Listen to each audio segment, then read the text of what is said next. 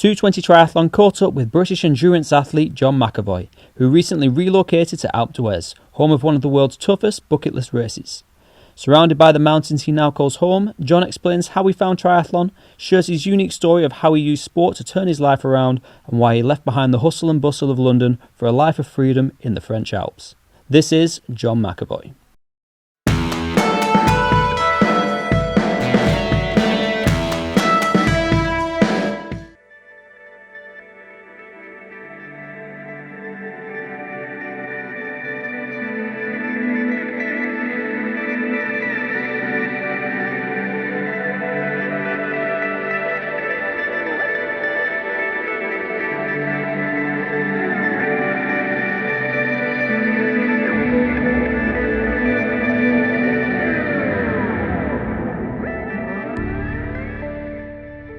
I was a bit young to really process all this, but I just knew I wasn't going to live forever. And I then sort of, this lit something up inside me that just made me very ambitious. So I wanted my life to have meaning. I wanted to achieve something when I was an adult. And when I was 8 years old, my mum's ex-husband got released from prison that she was married to before she married my dad. And he just finished serving a 16-year sentence for armed robbery. And he basically become my dad. Like he didn't have a son, I didn't have a dad. And then we just sort of drew together and built up this bond and relationship. And I didn't realise at the time what he did. I didn't realise he just got released from prison. But he just opened up this whole world of organised crime to me from a young kid. And it became really normalised to me, like people going to work, that was abnormal. And I wanted to be successful. And as a kid, which a lot of children do, you attach success to having lots of money and nice things. And my stepdad had lots of money and lots of nice things. And then he showed me a path that was obtainable, which was being a criminal. And I went on that path. That led me to going to prison when I was 18 years old for conspiracy to rob. I got 5 years incarceration. I got released, and then I carried on offending. The first prison sentence made me worse, and I got arrested again when I was 22 years old. And this time I got 2 life sentences. The reason why the judge gave me these 2 life sentences was because he believed the likelihood of me being rehabilitated was very remote because of my links to the criminal underworld and the sort of the level of crime that I was committed at such a young age. And I was kept in a high security unit at Belmarsh prison because they thought I was a high escape risk, because they thought someone was going to come and break me out. I didn't want to change, didn't want to be rehabilitated. To me, that was weakness. I was always brought up that if the system changed you, if you changed because the system made you, you was weak and you'd been broken by the system. So when I was in prison, I was as difficult as possible whilst I was in there. I hated the establishment, I hated the system. In my mind, I was at war with them every single day, with the prison officers. And it took the death of my friend in 2009 that completely changed my life. When I found out he died in a car crash committing a robbery in the Netherlands, it was like this light bulb moment. Like I looked to my life, and I was 26 years old at this point. I'm sitting in a prison cell.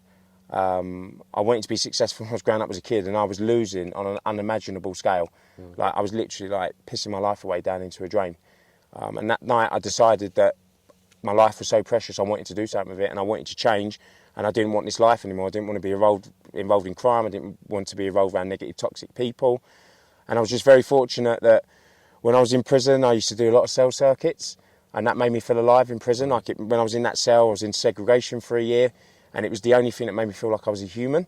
And I went down to prison gym, and I got on a rowing machine, and I had this ability locked in my body that I didn't know, and a prison officer saw I was really good on this rowing machine, and he come and he gave me all these pieces of paper with all these records on an indoor rowing machine, British and world records, and I could already nearly break some of them at that moment.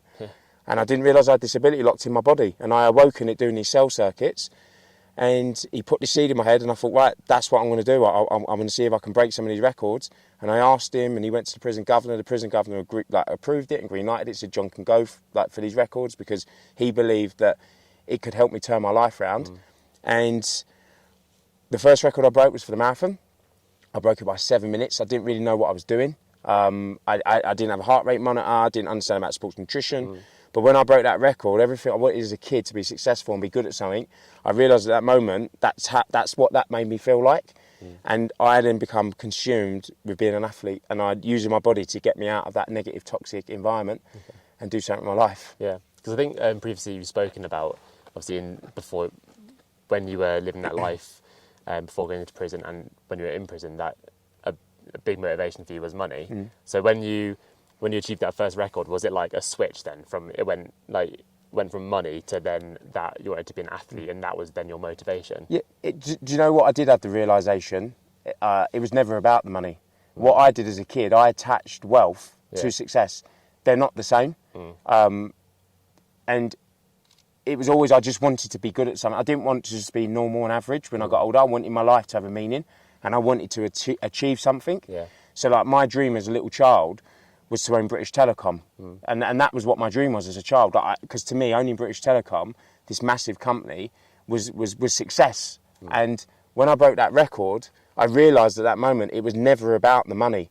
I just attached money to success. And then when I realised I could get that same success through doing something positive, and again, I was never exposed to all this other stuff, that's what I had that moment of realisation on that gym mat in that prison gym, that moment. Everything I was always craving to feel, like not to be average, to achieve something that few other people had ever done, I felt like it in that moment. And that was the catalyst then. And then I realised money's not really that important. Like, you need it to live, yes, I totally get it. But like to the lengths where it was destroying my life. Yeah. And could you give us like a flavour of before you went into prison or between your prison stints, like just day to day, what, like an example of what life was like? No real structure. I was always being watched by the police. So like you always have that element of paranoia. You're always like sort of not highly strung, but you're always very alert of what's going on around you. I just sort of meet with other criminals. You'd be discussing like crime a lot of the time. Lots of partying, taking drugs, living a million miles an hour. Like my mum always used to say to me, like I was living life in the fast lane, and she said, "You're going to crash and burn. You cannot live like that." And you just live this high octane existence where every day you leave your front door, it's on. Because you know the police are watching you, you're still committing crime, you've got all of that stress around you because you know you're being watched. But then also you become so normal to it, like that becomes so normal to you that you don't really understand how bad and negative it is for you as a person because it's so normal to you. Yeah. It's only when you come out, and I look back now and I'm like, the stress that you're under day to day, trying to, like, because you're playing with your life basically every day because you're being watched. The police are trying to catch you for doing stuff, and you're doing it in front of them under their noses. But a lot of it was just basically like, just sort of meeting people all the time and just talking about crime and sort of just trying to always outfox the police. Okay, and then obviously sport was transformative for you, but starting with the rowing. But at what point then did you look to triathlon, and how did you get into that, and what was that journey like? So I saw Ironman on Transworld Sport when I was in prison on TV, and I remember watching it and watching these like men and women riding 112 miles, getting off a bike and running like sub-3 hour marathons.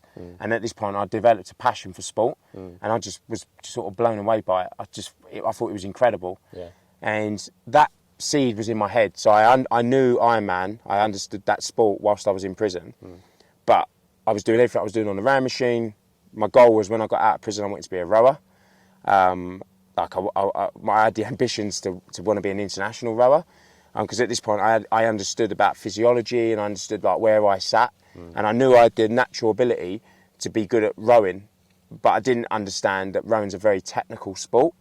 So I was very good on the rowing machine. So when I looked at the numbers whilst I was in prison, I was like, well, I can do that for 2K, that for 5K. When I get out, that's where that would put me. I didn't realise when I got out how technical the sport actually rowing on the water is. So I get released in 2012 after the Olympics. It was a very surreal experience because I'm watching the 2012 Olympics in prison, and then I joined London Rowing Club. And the next thing, like I got released on a Friday, Saturday morning I go down. They didn't really accept novice rowers, but because of my rowing machine times, but none of them knew about my records because I didn't tell them because I didn't want them to Google me. But the rowing coach there was an Australian, and he coached internationally before he come over to Britain to be a club rower, to be a club coach.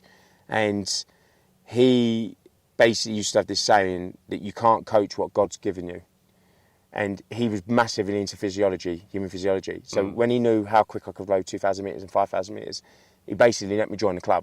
And then on the following Wednesday, I'm sitting in the sort of the squad training room where all the rowing machines are, and Sophie Hoskins was the first lightweight female gold medalist for Britain. Okay, yeah. She's sitting at one side of me, and then there was another Olympic rower, Rob Williams, that just won a silver medal. So I'm watching these in prison on TV, and then suddenly they're sitting either side of me, and it was just like, this doesn't seem very real. Yeah. I absolutely, completely committed to rowing on the water. Like, I had private coaching, and I got really good. No, not really good, but I got very good in relation to how long I'd been rowing for that short period of time. But rowing is such a technical sport. It's kind of like swimming. If you haven't started doing it from being a kid, if you come in at like 29 years old, which I was at that point, and you try to get in a boat, you realise quite quick that this gap between like a club rower and an international rower is huge. Yeah. And I just, like, excuse the pun, but I did miss the boat. I was too old to get to that level. So then I thought, well, what can I do? I've got this talent, I've got this ability. I'm not going to be able to reach that through rowing. And then Ironman popped into my head because I remember watching it on telly. So I went on Google, I Googled Ironman races. I wasn't allowed to leave Britain because I had a life sentence. Yeah. So I wasn't allowed to leave the United Kingdom at all. Okay. So the only Ironman race I could do was Ironman UK. I went on there, so this is 6 weeks before the race. No spots left, so I had to get a charity spot. And then within that 6 week window, I taught myself to swim off YouTube videos. I went and bought a bike off eBay. It was too big for me because I didn't have much money. It cost me about £650. Yeah. And I started running. And 6 weeks later, I got to the start line of Ironman UK. I had never swum that distance. I had never cycled a bike more than 100k. And then the only thing I had done, I'd run further than the marathon. But I'd obviously never done it in a triathlon. Yeah. And then I went to Bolton, and it was the most amazing experience I've ever had in sport up to that point. Because I remember running down that sort of red carpet, and it was pissing down with rain in Bolton Town Centre, running past the McDonald's and stuff. And I know I'm not really selling this race now, but I just got really emotional because I remember watching that programme, Transworld Sport, and seeing Kona on the telly and seeing these athletes doing Ironman. And then 6 months after I got released from prison, I'm doing Ironman UK. And it was such an amazing experience. And that was where the journey of triathlon started. Okay. So then what came next? Did you then start doing racing more and more? Yep. So I was still restricted to the UK, so I couldn't go abroad. I tried, but my probation officer wouldn't let me leave Britain because obviously you could leave and never come back. Yeah. So I did Ironman UK the following year, went in completely in a mess because what I did, I made the big mistake. I didn't have a coach because I used to believe, because I did what I'd done in prison, and I'd sort of self-coached myself, and I didn't really know at the beginning what I was doing. I just sat on the rowing machine and pulled it, but it just woke this ability up. I trained for triathlon the same, so I just thought the more work I did, the bigger the volume, the better I'd get. And it worked. Like, it genuinely, to a degree, it did work. Like, I went from really being a non-runner to being able to run like a sub-3 hour marathon within 9 weeks. Yeah. And then, I used to go around Battersea Park and just run around in circles. And I was running like 60, 70, 80, 90k a week. I was getting on my bike, riding like 400k a week. I was getting in the swimming pool. And then what had happened, my body started to break down and I wasn't recovering. Yeah. I got really sick, and then I went into Ironman UK with a virus, and I completely and utterly fell apart. Like, I was being sick, and I was so embarrassed. Like, I remember, like, on the marathon, because I was going, when I was training for that race at the beginning part of that year, I thought, I'm going to absolutely go and smash it. Like, I'm just going to do what I did on the rowing machine, and it went the complete opposite way, and I fell apart. And then I got a coach. And then I went back the following year in 2015, and then I think I finished 12th overall, which was amazing. Yeah. And it just showed me I needed more help in that sport because I didn't understand how to train for 3 disciplines. Yeah. So I guess, like, mentally then, so that the first Ironman you did, so it was a massive high, and I guess, was it kind of like where previously you were looking for validation, you wanted that success, you felt that when finishing that first Ironman, you felt like you had a taste of that? Yeah, like, and also, like, what motivated me a lot was I didn't want to be defined as a person that spent my life in prison. Like, I didn't want to be someone that got out of prison and everyone just, like, defined me as that inmate. So, like, I thought when I got out that if I was very good at triathlon and I was very good at sport, that would kind of negate that part of my life. Yeah. Because I was ashamed of it. Like, I really, really was ashamed of it. Like, I didn't want anyone to know when I come out. I wouldn't tell anyone. And it was only because I started getting better at sport that more people paid an interest in me. And that's really how my backstory come out. And then when I realised it was dripping out, I took the initiative and sort of took control and ownership of it. And then I did a blog, and then from the blog I did a radio interview with Sir Trevor McDonald. Yeah. And that was really the catalyst that then went on and on and on and on and on. Yeah. So it was one of my big motivators was when I come out, it was just, I didn't want to be defined as that person that spent 10 years of my life locked in prison. Yeah, yeah. And when you sort of bonked on that second Ironman, how was that quite a low moment? How did you deal with that, like, mentally? Did it affect you? Yeah, like it did. Yeah, it affected me in the regards of, I felt very disappointed. I felt like I let myself down. I felt like people come and support me that day, and I felt I let them down. They come up to the race, and I just felt embarrassed. I felt embarrassed. I remember being on the run and I was throwing up and I couldn't keep anything down from about 60k on the bike. So I was literally running on fumes. I remember I was drinking like a cup of Coke. I was probably being sick 75% of it and keeping 25% down. And this old lady, she was walking along and I stopped and I was throwing up. And she just said, just don't stop.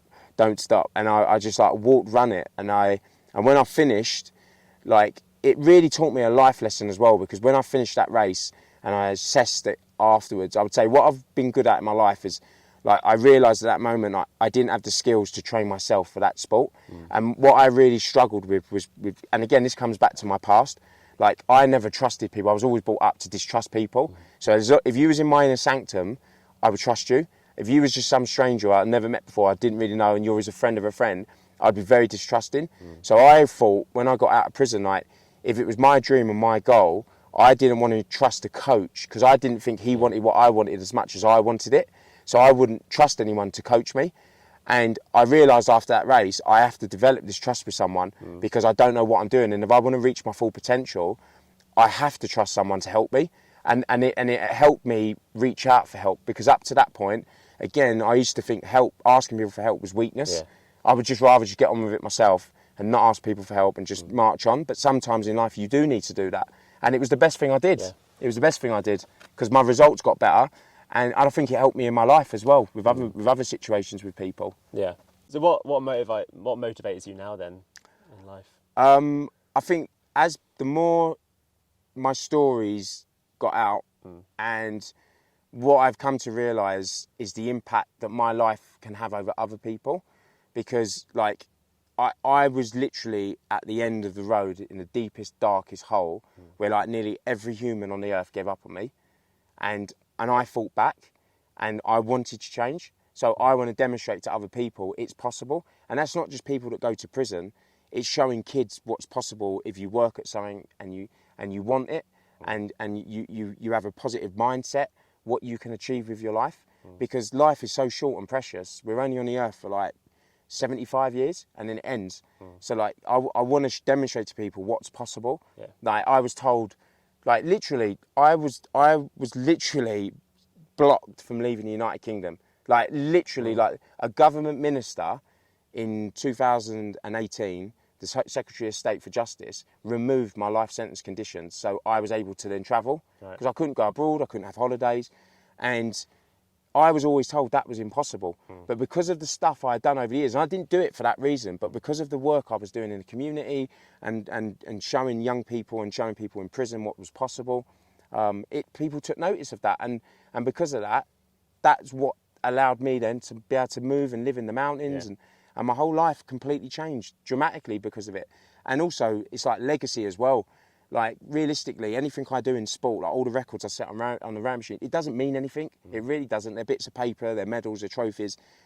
What's important is legacy, in regards of a legacy, if you want that, is to sort of help other people also live a good, healthy life whilst they're on this planet for that short period of time. And I've come to realise that, again, as I've got older and matured and seen different life experience and gone through different life experiences and met lots of different people, like, it's about legacy, it's about passing back and reaching back and helping lift other people up and letting other people sort of come to these places and experience it, because it's had such an impact over my life. Yeah. And so what was the journey like in the build up to you moving out here, and how did you decide to move here, and what did that look like? So when the Secretary of State for Justice removed my licence conditions, I got a phone call from my probation officer, and she said, "I've got some news to tell you." And I said, "What? Because obviously sometimes when they ring you up, you think, so it's normally always going to, like, it wasn't in my case, but most of the time it would be bad news. If they're phoning you up on a Wednesday afternoon, they've got something bad to tell you. And she said, "I've got some good news to tell you." And I said, "What?" And she said, "What I'm about to tell you," she said, "I don't even really know what this entails." And I said, "Yeah." She said, "But basically the Home Office are going to retract your life sentence conditions, so you're going to have freedom of movement." I said, "But what does that mean?" She said, "I genuinely don't know what you can and can't do." Yeah. She said, "Because we've never had anyone in this office ever have this happen to them. And there have been some probation officers there for 20 years, and they didn't know what I was going to be allowed to do and not allowed to do." So she found all this out. I had to sign this piece of paper, so I went in, and all the probation officers were there, and they was all like hugging me and saying, "Well done," and stuff. We've never ever seen this. And then, literally, within a week, I was gone. I got straight in the car, and my friend did the Alpe d'Huez triathlon, and she brought me here. She said, "You need to come to Alpe d'Huez." So I come out, and like, I have never in my life been anywhere like this, and I just fell in love with it. Like, literally fell in love with it, and I have never in my life felt as free. And obviously, I've experienced what it's like not to have my freedom. So I've gone from one extreme to the complete other. Yeah. But like, to be in the mountains makes me feel alive, and it makes me feel completely free. And I just, obviously at that moment in time, I didn't think I was going to move here. And what was happening was I was coming back in the summers. So 2019, I come out, and then I went back for 2 weeks, and I come back out again. And then I didn't understand about inter-seasons, so when the resort shuts. And then I come back out again in November, and the resort was all shut. There was no one here. And I got an Airbnb, and then I went back, and then I just developed this love, and it just kept growing and growing and growing. And in 2020, COVID hit, and I was in Annecy. I was on a training camp, and I had to rush back to Britain because Macron locked France down before Britain was locked down.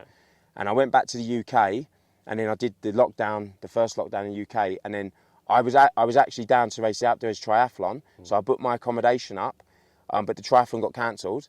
But I thought, well, I've booked it up, I'm going to come out. And I come out here for the month that I had this accommodation booked. I was all on my own. I didn't know anyone here. And I just assessed my life, and I thought, do you know what? Like, I'm going to practice what I preach. Like, in life, you have to take the risk. And I love living here. It makes me feel so happy and content. And I've never in my life ever felt at home. Like, I spent 10 years locked in a cage, which was my own doing. So that was my fault. I put myself in that situation. And then I got released from prison. And when I got released, like, I lived in southwest London, and I lived in a nice house and stuff like that. But what were you doing for like work and so I was working with Nike. Yeah.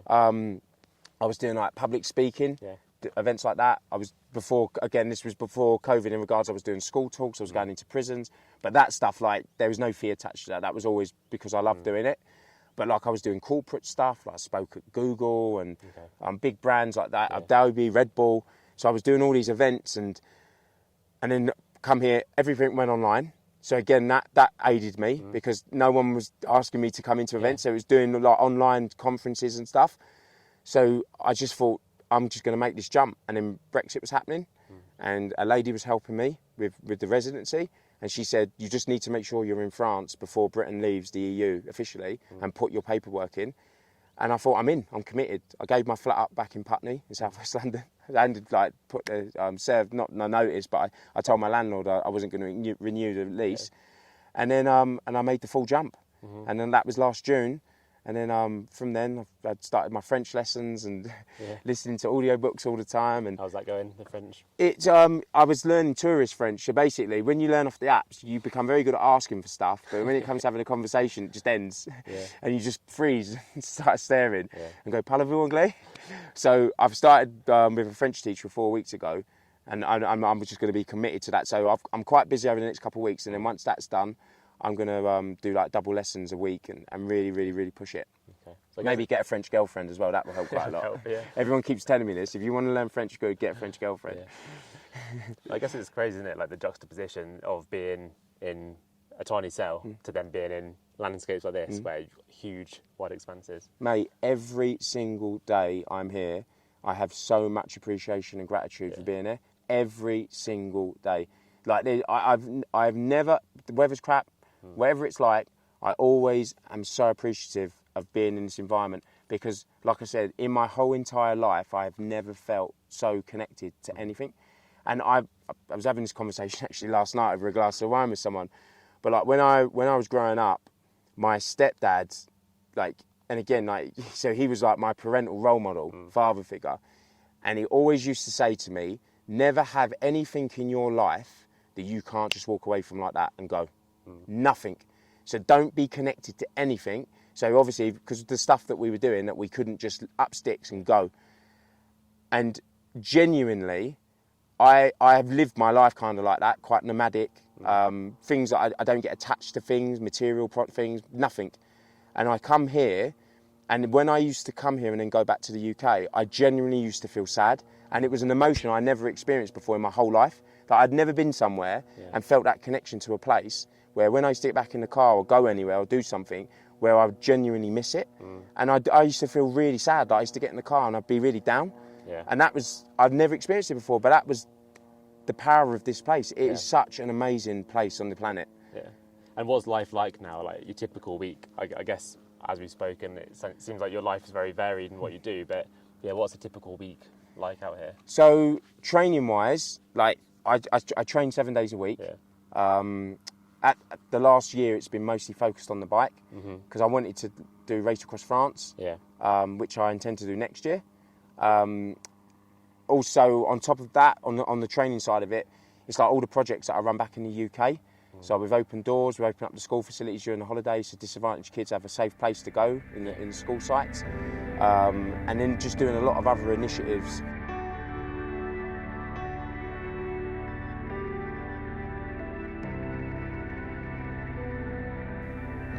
No one cares. It doesn't, like, no one cares. If like, look, when I did Ironman UK in 2014 and I blew up, and like, no one cared. If I would have won the race, no one would have really cared. Like, no one cares. They just get on with their lives and do their own thing. So take that pressure off and just go for the journey of training, and executing it and racing. But just remember, it's a privilege to be there doing it and enjoy it, because that's what it's about. It's enjoyment. If you don't enjoy doing it, don't do it. Do something else.